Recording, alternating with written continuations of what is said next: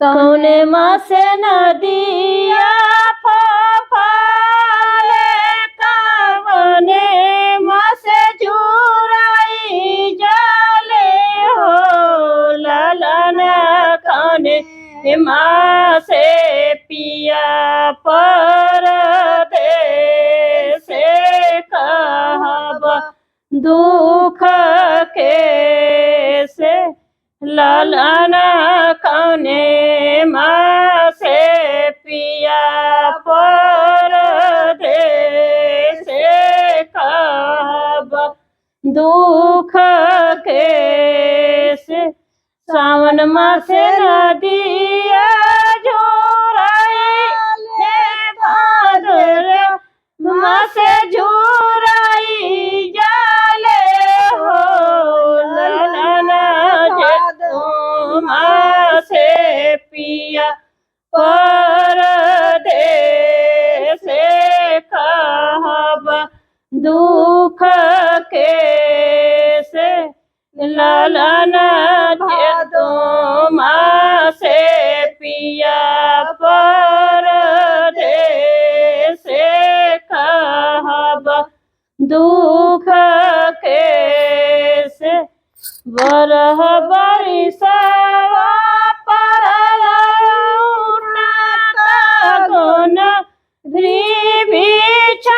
बिछावेला हो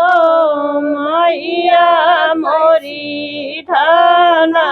कैसे कैसे रहली त दीना आहो बीताम मैया मोरी धना कैसे कैसे रहली त दीना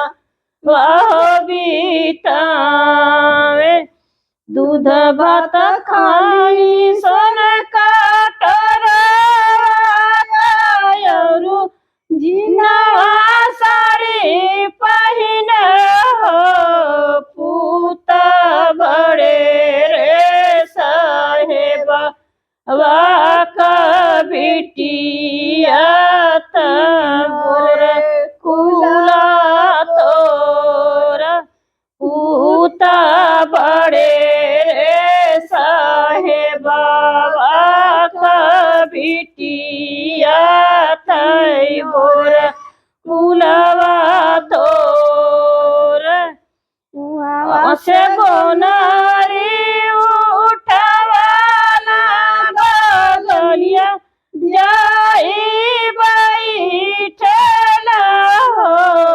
धना कैसे कैसे दीना वाह बीतवलू त कैसे कैसे